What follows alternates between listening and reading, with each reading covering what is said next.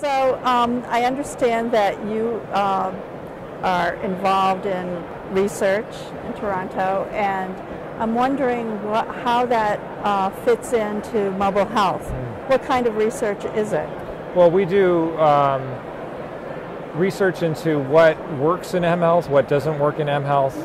And ultimately, what we do is clinical trials that prove or disprove the efficacy of mHealth. And I think it's important that if policymakers are going to make investments into mHealth, that they have some notion of whether or not the technology is going to be effective, right? So policymakers have lots of decisions to make whether or not they're going to use a new drug to deal with diabetes, or an educational program for diabetes patients, or an mHealth intervention.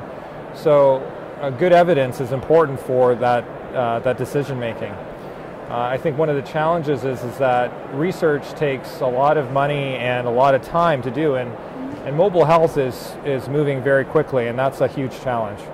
So how do you address that challenge? Yeah. How do you even begin to address it? Well, the tactics that we're using is that we continue to use the classical methods of a randomized control trial, which you take a group of people and give them standard care, and then you take another group of people and give them the mHealth intervention, and you track them over a period of time. And at the end, you compare the two groups to see if there was any effect. Now, the problem with that is it takes many years to do.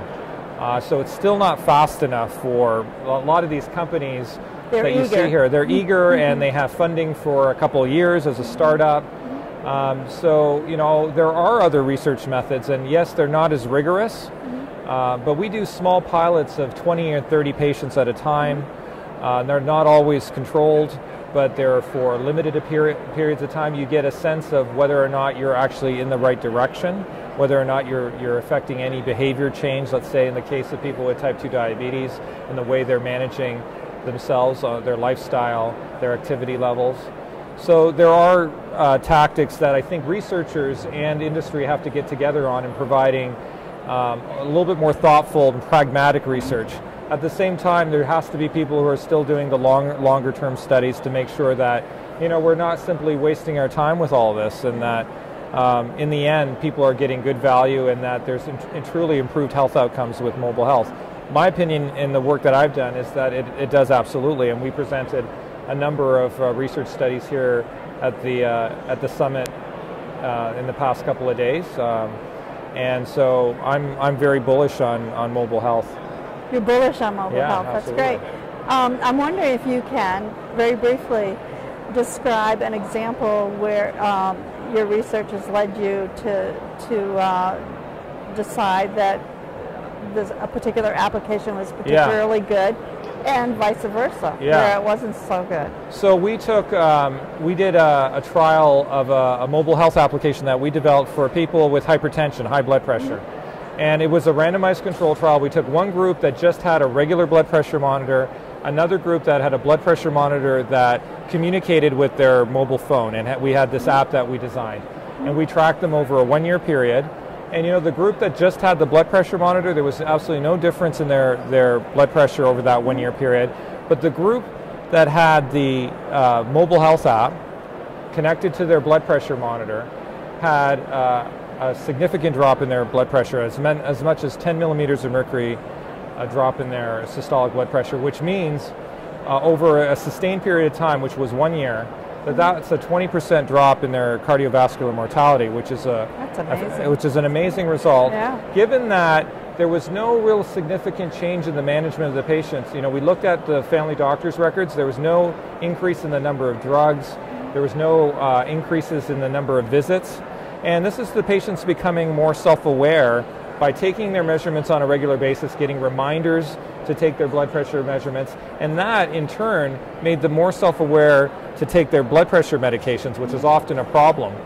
I think the control group who just had the blood pressure monitor, unfortunately people with hypertension have no symptoms, and they often forget to take their medication, they forgot to take their blood pressure measurements, and they probably weren't as engaged during the 1-year trial. I know. I was thinking that's a great example of patient engagement. Absolutely. Yeah. So that's a great example of a positive outcome.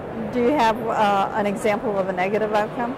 Yeah, there was a study that we did a number of years ago in a remote part of Ontario that we were trying to do the same thing for people with type 2 diabetes with both blood pressure measurement and their blood sugar measurement. And it was a limited pilot, but there's lots of technology problems up in the northern Ontario.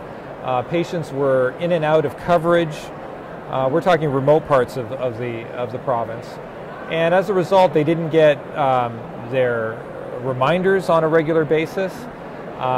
Taking blood sugar measurements is more taxing on the patient. They don't want to do the blood sugar measurement as frequently. And just overall, there was a lot less engagement. And it was a combination, I think, that we didn't really understand the behavioral mechanisms as well back then, as well as technology problems, right? When you're assuming a connection to the patient at all times and it's not there, then the intervention's not going to work as planned, right? It has to be consistent. Yeah, so we certainly learned a lot from that trial, and each subsequent trial informs the next iteration of the mobile health application, and we hope to get more and more refined over time. Okay. And I assume that you've had a chance to look around the summit, the show floor. Is anything struck you in particular? I really love the startup companies because, in fact, I think they're often doing the most innovative work. They're the ones who are less entrenched in what the healthcare system is now, and they're really trying to break in and trying to predict what the healthcare system will be in the future, and they're less encumbered than other companies. Yes. So I love seeing the startup companies. New ideas. I hope there was a whole bunch of startup companies last year that were here that are no longer, because that's the nature of being a startup. I hope a lot of these companies thrive. Stick around. Thank you very much. Yeah, thanks.